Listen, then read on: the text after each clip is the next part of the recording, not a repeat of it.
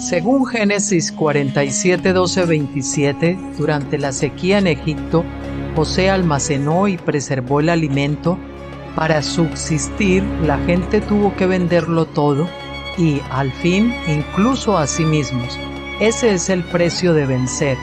Así es en este tiempo del fin, donde conseguir el alimento para entrar al reino y conquistar nuestra tierra, que es Cristo, formado en nosotros, nos costará renunciar a todo, incluso a nuestra propia vida. Pero a cambio de nuestro todo, tendremos su todo y reinaremos con él. Con ustedes, José.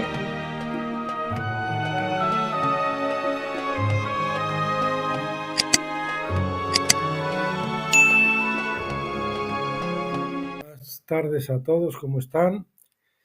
7 de noviembre del 2025, ahora mismo aquí en España, en el País Vasco, son las 6:22 de la tarde.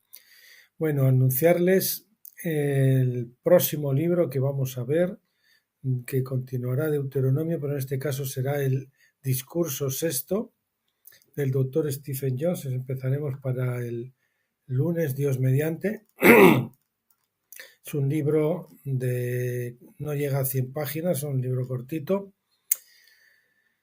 Y bueno, simplemente anticiparles, no quiero leerles todos los epígrafes, pero anticiparles los capítulos.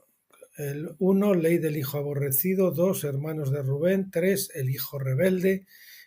4, perdido y encontrado. 5, tratar humanamente a los animales.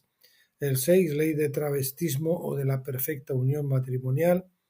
7, ley de las aves, ley de seguridad. El 9, las uniones ilegales. 10, la ley de borlas, flecos o franjas, los zig-zig. El 11, difamación del carácter. 12, adulterio, violación y seducción. El 13, leyes de incesto. 14, los eunucos y los hijos espirituales. El 15, el nacimiento ilegítimo. 16, edomitas y egipcios. 17, engendrar por la palabra de verdad. 18, ley del excremento. 19, reesclavizando a los esclavos escapados. El 20, recaudación de fondos ilegal. 21, ley de la usura. Y el 22, la ley de votos o de ofrendas, las ofrendas que se prometían, ¿no? Eso es lo que veremos en este libro, avanzando como siempre en esta ley maravillosa de la palabra de Dios, que lejos de estar desechada, está muy vivita y coleando. Bueno, dicho eso, vámonos entonces a lo que tenemos para hoy, de mi libro Reflexiones acampados en Gilgal, el tomo 3. Vamos a ver el artículo, sentarse solo a los pies de Jesús y no suavizar el Evangelio.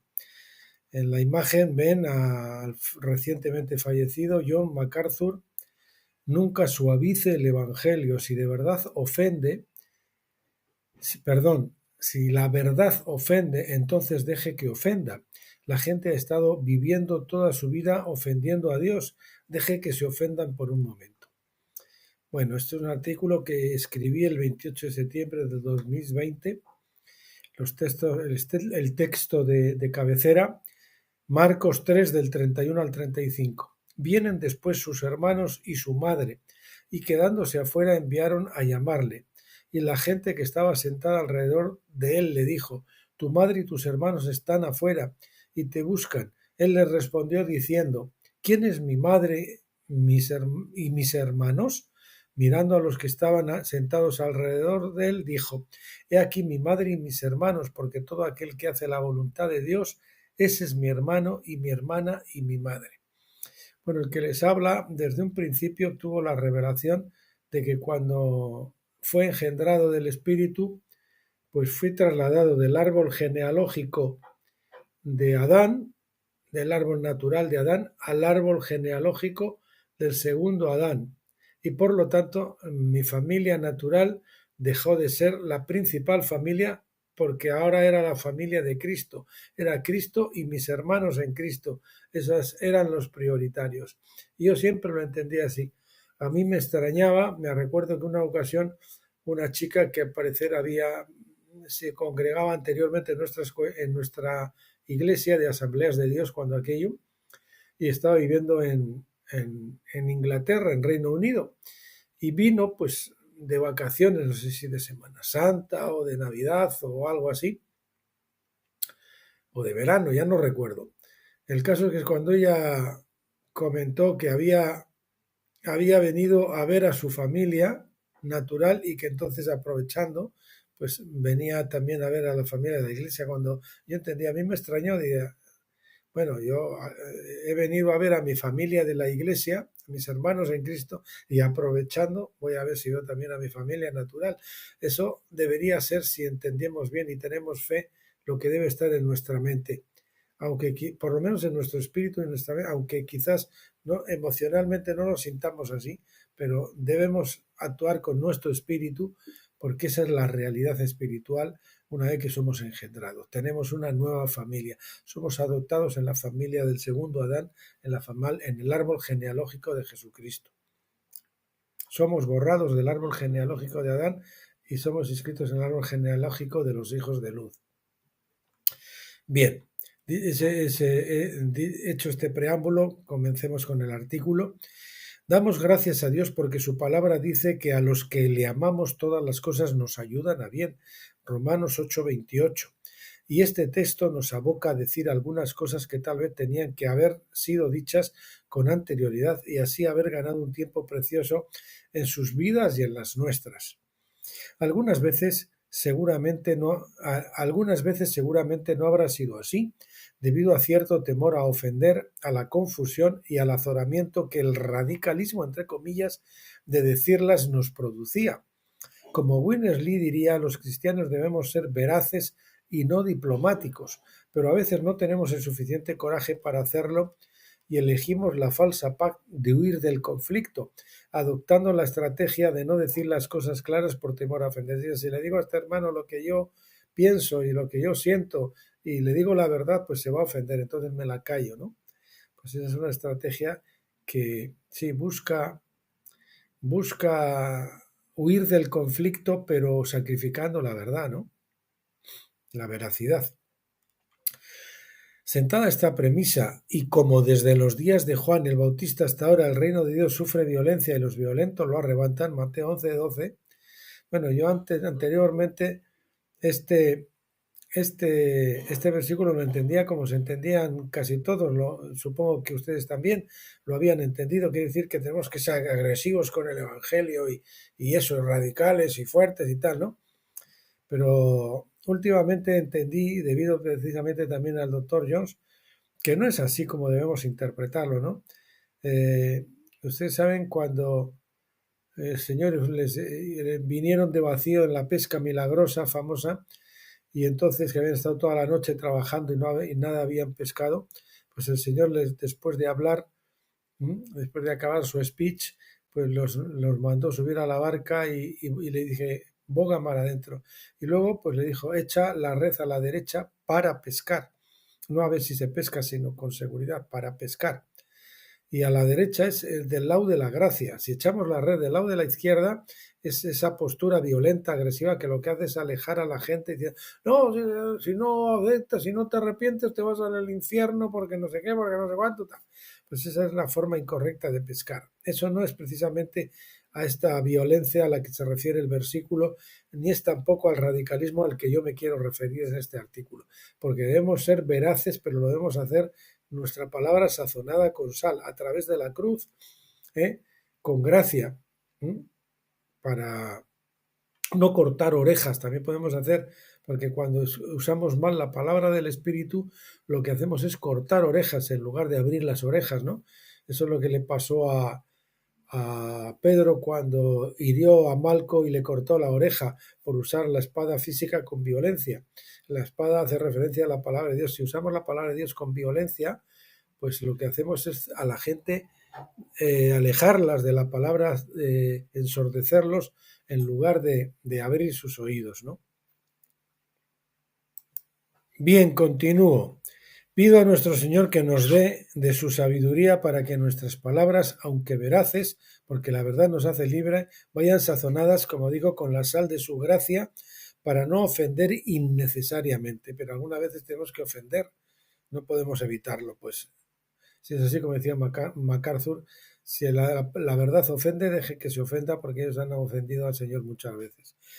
Bueno, y piense cada cual como quiera, que aunque nos preocupe, nos preocupan muy por encima de todas las cosas la honra de nuestro Padre Celestial y lo que Él piense de nosotros. La lucidez y la certeza de proceder conforme a la palabra de Dios que ahora tenemos nos confirma que tal vez llegó el buen tiempo para compartir esta luz que hemos recibido. Lo que sigue en modo alguno pretende excusar algún comportamiento, palabra o trato incorrecto para con alguien que de cierto se habrán producido en algún momento en nuestras relaciones interpersonales. Si alguno de ustedes que me oye me conoce, bien personalmente o bien a través de mis redes sociales, lo que sea, y se ha sentido ofendido, pues no, pues que sirva esto como una excusa, como petición de perdón también, porque quizás no fui correcto en aquellos momentos. Además, estamos extremadamente agradecidos por las atenciones, consuelos, cariños y ayudas que las relaciones naturales y espirituales nos han prodigado en tales ocasiones. Todos somos llamados a salir de nuestra tierra y de nuestra parentela para que podamos seguir a Cristo libres de ataduras emocionales, materiales y humanas. Fíjate que Abraham, lo primero que hizo el Señor después de llamarlo, o lo segundo, fue sal de tu tierra y de tu parentela. Y eso es lo que hace el Señor con nosotros.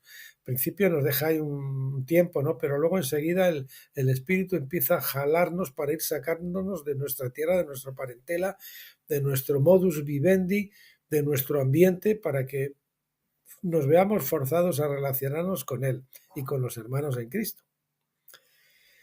Pues la palabra dice en 2 Corintios 5:16, de manera que nosotros de aquí en adelante a nadie conocemos según la carne.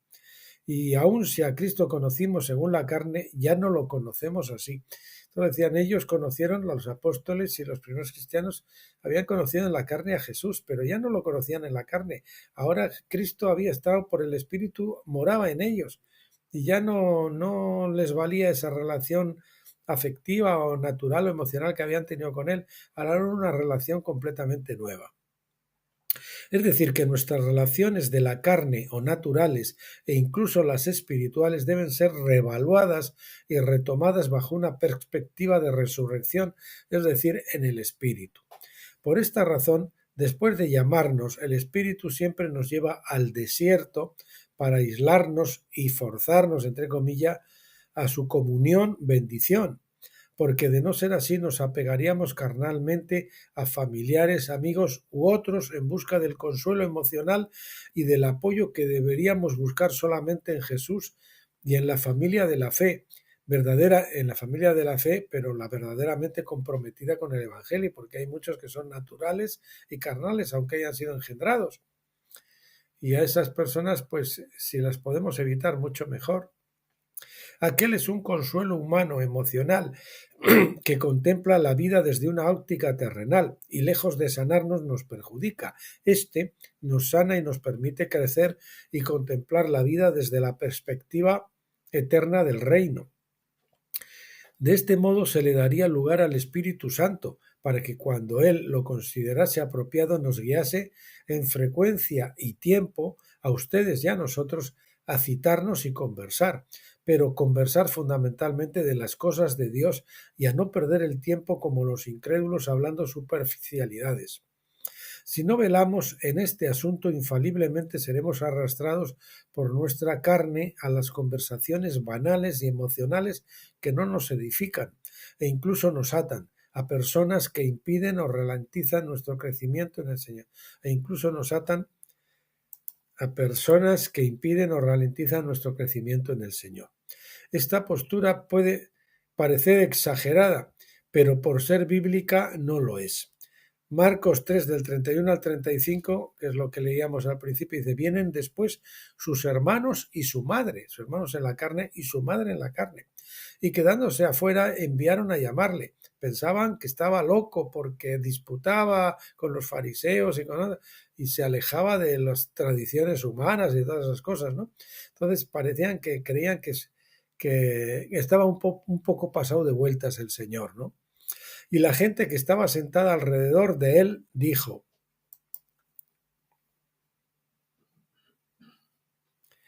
dijo, tu madre y tus hermanos están afuera y te buscan. Estaban como escandalizados de él, ¿no?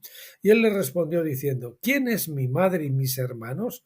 Y mirando a los que estaban sentados alrededor de él, dijo, he aquí mi madre y mis hermanos, porque todo aquel que hace la voluntad de Dios, ese es mi hermano y mi hermana y mi madre. Esos son los hermanos, los que hacen la voluntad de Dios. Ni siquiera aunque sean creyentes y son carnales, son los que no están haciendo la voluntad de Dios. No perdamos tiempo con él, salvo para enseñarles, claro, si es que están dispuestos a aprender. Queridos, Dios nos apremia hoy para que nos tomemos el Evangelio completamente en serio y que al menos lo pretendamos, o que al menos lo pretendamos. Creo que va mejor, ok. Que nos tomemos el Evangelio completamente en serio o que al menos lo pretendamos, creyendo que esto tiene que ser así si realmente estamos del lado de Cristo. Esto es vivir el Evangelio, no siendo hipócritas religiosos que hablan de Cristo, pero no le obedecen. Juan 15:14. Vosotros sois mis amigos, dice Juan, si hacéis lo que yo os mando. Los amigos de Jesús no son los que hablan mucho y tienen la escopeta de lanzar versículos bíblicos siempre dispuesta, sino a los que le obedecen. Mateo 12:30, el que no es conmigo, contra mí es, y el que conmigo no recoge, desparrama. Es decir, si no estamos con él y estamos alineados con los carnales o con la familia natural o en otras cosas, lo que estamos no estamos recogiendo. Con el Señor estamos desparramando. Nos debemos enteramente a nuestro Dios, pues fuimos comprados por el altísimo precio de la sangre de su Hijo. Y todo nuestro ser, tiempo y medios le pertenecían a Jesucristo. Recuerdo una anécdota, me está viniendo a la cabeza, que contaba Guasmanik, y dice que una vez iba en un tren, cuando él era bastante jovencito todavía, y iba compartiendo el habitáculo, el del vagón, con personas pues que estaban jugando a las cartas, no eran creyentes, estaban jugando a las cartas, y a él le invitaron a jugar y les dijo, no he traído mis manos. Le dijo a esas personas porque sus manos no estaban para hacer ese tipo de cosas. Dice, no, los dos se quedaron así y entonces pues él les explicó que sus manos pertenecían a Cristo, que no eran de él.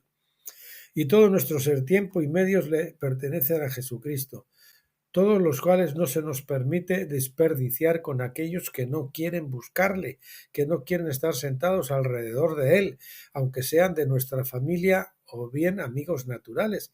Si no quieren estar sentados alrededor de Jesús, no debemos perder nuestro tiempo con ellos. Eso no quiere decir que no seamos amables con ellos, que no les veamos de vez en cuando o que los rechacemos completamente, ¿no? Pero, pues ya sabe, cumplir pues como el Espíritu nos guíe, pero sin perder mucho de nuestro tiempo con ellos. El amor a veces duele y sería preferible perderlos temporalmente que eternamente. Al final, el radicalismo del amor verdadero que no se ama a sí mismo para evitar conflictos, porque evitar los conflictos muchas veces es amarnos a nosotros mismos, ¿verdad? Siempre es lo mejor. Los padres han de procurar que los hijos tomen sus medicinas, aunque protesten, se quejen y pataleen. Nosotros queremos su supremo bien, su salvación eterna. Entonces debemos ser claros con ellos, ¿no? Y orar. Algún día el Espíritu Santo les entenderá, o cuando vean lo que hace el Señor en nuestras vidas y nuestro cambio, a medida que vamos madurando, pues ellos empezarán a preguntarse y a tener curiosidad. Bueno, reiterando nuestra petición de perdón por todo el daño que nuestra tibieza y o egoísmo hayan podido causar, para todo aquello que nuestro precioso Señor Jesucristo pudieran necesitarnos, aquí nos tienen, siempre que estén dispuestos a desechar las banalidades para que juntos nos sentemos alrededor de Jesús. Sean bendecidos en el nombre de nuestro Señor. Un abrazo, gracia y paz, José. Y vamos a ver unos cuantos textos bíblicos para terminar. Hechos 7:3. Y le dijo: sal de tu tierra y de tu parentela, y ven a la tierra que yo te mostraré. Eso es lo que les comentaba al principio, ¿no? El Señor nos saca de nuestro hábitat para llevarnos a un hábitat aséptico, lejos de los periódicos, lejos de la televisión, lejos de la gente carnal, lejos de nuestros viejos amigos, de nuestras viejas costumbres y todo eso. ¿Para qué? Para llevarnos al desierto, para tratar con nosotros y prepararnos y que le conozcamos a Él. Y que tengamos comunión también con los hermanos. Lucas 5:11, y cuando trajeron a tierra las barcas, dejándolo todo, le siguieron. Fíjese que dice dejándolo todo, es decir, anteriormente los apóstoles no lo habían dejado todo, habían conocido a Jesús, habían estado con él, le habían seguido, pero parece ser que habían regresado a sus quehaceres, porque estaba Jesús en la playa predicando a la gente y ellos estaban pescando, no estaban con Jesús. Y eso nos pasa a nosotros a muchas veces, que empezamos con Jesús, pero después volvemos otra vez a las mismas andadas, ¿no? Cuando en realidad deberíamos dejarlo todo. Eso es otra etapa más, ¿no? Que debemos llegar a cubrir para madurar, ¿no? Dejarlo todo realmente cuando el Señor nos lo pida para seguirle. Lucas 9:62. Y Jesús le dijo: ninguno que poniendo su mano en el arado mira atrás es apto para el reino de Dios. Muchas veces pues eso nos da pesar y nos da tristeza, pues tener que dejar ciertas cosas, ciertos trabajos, ciertas novias o novios, a veces cierto cónyuge, si el Señor nos lleva a esa situación. Nos da temor pues dejar a nuestros familiares en la carne, dejar nuestro trabajo, si el Señor, por ejemplo, nos llama a dejarlo, dejar nuestra tierra, si el Señor nos manda a salir a misiones o alguna cosa, ¿verdad? Marcos 10:21. Entonces Jesús, mirándole, le amó y le dijo: una cosa te falta, anda, vende todo lo que tienes y dalo a los pobres y tendrás un tesoro en el cielo. Y ven, sígueme tomando tu cruz. Esto normalmente el Señor no nos lo dice a nosotros justo de recién convertidos, ¿verdad? Pero sí, alguna vez cuando llegamos a madurar, el Señor nos va a poner a prueba, y esta es la piedra de toque de los vencedores. Si el Señor le llama a uno a ser vencedor, le va a pedir a dejarlo realmente todo y a vivir por fe y a seguirle a Él por donde quiera que vaya. Y puede ser que sí, que tengamos que efectivamente desprendernos de todo. A mí el Señor me lo fue sacando en etapas, como con fórceps, ¿no? Poco a poco, pero al final también me llevó ahí a salir y a mi esposa me está diciendo que también a ella. Marcos 10 del 29 al 30, respondió Jesús y dijo: de cierto os digo que no hay ninguno que haya dejado. Escuchen esto, porque esto es, si usted hace y sigue este versículo y obedece al Señor hasta el extremo, pues se va a enfrentar con su familia natural. Dice: ninguno que haya dejado casa, o hermanos, o hermanas, o padre o madre. Escuchen, y esto, sobre todo esto, no les entra en la cabeza. O mujer, o hijos, o tierras. Incluso a veces puede que tengamos que dejar a un cónyuge que no quiere seguir al Señor, por mucho que nos pese. Y el Señor nos dice: bueno, como le dijo a aquellos, ¿cómo era? A ti que sígueme tú, ¿no? Le dijo a Pedro y también a aquellos, ¿no? ¿Cómo era ese texto que no recuerdo ahora?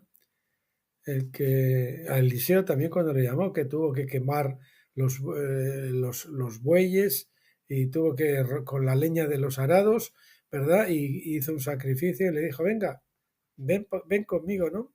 Y él, pues dejándolo todo, le siguió. Repito, de cierto os digo que no haya ninguno que haya dejado. Fíjese lo que le puede llegar a pedir el Señor.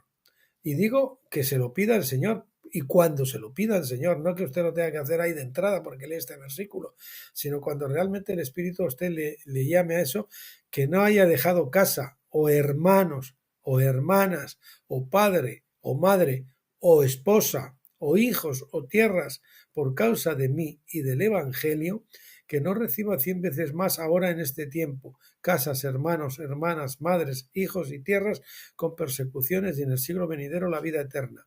Me recuerdo de cómo estará el misionero a la China, Hudson Taylor. Él se marchó a misiones, tenía una novia en Inglaterra y se carteó con ella durante un montón de tiempo, pero ella al final, ¿no? Como no estaba dispuesta a ir a misiones, no, al final se echó para atrás y le costó pues perder esa relación que él tenía con su novia. Pero luego el Señor le dio no una, varias esposas, porque algunas se le murieron, creo. Y me acuerdo también de George Müller, ese varón que era alemán y el Señor le llamó a servir en Inglaterra y a poner en pie un montón de hogares para niños de la calle, que el Señor, pues un hombre de una fe tremenda, que si usted no ha leído su vida se la recomiendo porque es maravilloso. Pues ese hombre también tenía una novia en Alemania y el Señor le dijo que la dejara y que se marchara para allá. A veces el Señor nos pide esas cosas. Lucas 14:26. Si alguno viene a mí y no aborrece a su padre y madre y mujer e hijos y hermanos y hermanas y aún también su propia vida, no puede ser mi discípulo. Bueno, aquí la palabra aborrecer tenemos que tomarla en el sentido de no amar tanto a ellos como uno ama a Jesús, ¿no? Es decir, de amar más a Jesús que lo que uno ama a su padre y madre y mujer e hijos y hermanos y hermanas y aún también su propia vida.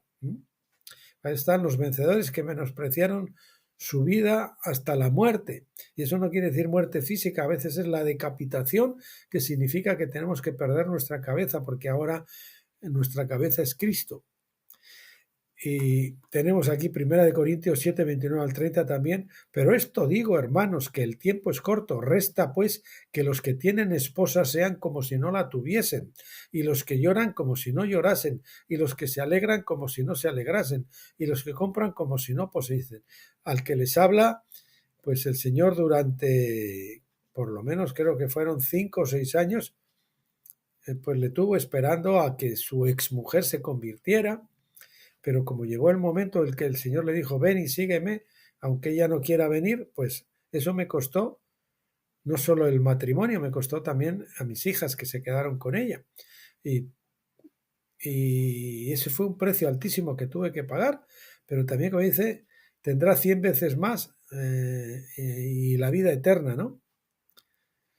Pues bueno, pues eso ocurre porque a mí el Señor luego me dio, 10 años después, más o menos, me dio una esposa creyente y también madura en Cristo, que también tenía que haberlo dejado todo y que no tuvo no le costó dejar a sus hijos para venirse conmigo a España.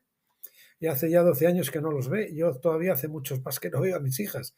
Pero bueno, aquí estamos sirviendo al Señor con plena paz, gozo y felicidad. ¿Eh?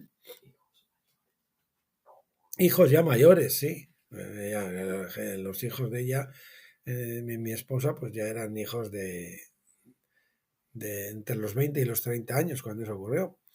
En Gálatas capítulo 1 del 15 al 18, pero cuando agradó a Dios que me apartó desde el vientre de mi madre y me llamó por su gracia a revelar a su Hijo en mí, para que yo le predicase entre los gentiles, dice, no consulté enseguida con carne y sangre, es decir, no fue a decirle a su papá ni a su mamá ni a su esposa, porque se cree que Pablo, como rabino que era, debería de estar casado, porque los rabinos era casi preceptivo que estuvieran casados. Por eso se dice que se hizo eunuco por causa del Evangelio. Probablemente Pablo estuvo casado y le costó pues dejar a su esposa.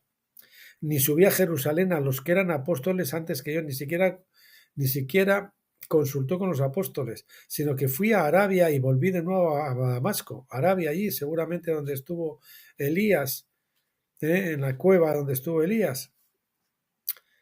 y buscando al Señor, no a consultar con el Señor, no con carne y sangre. Después, pasados 3 años, subí a Jerusalén para ver a Pedro y permanecí con él 15 días.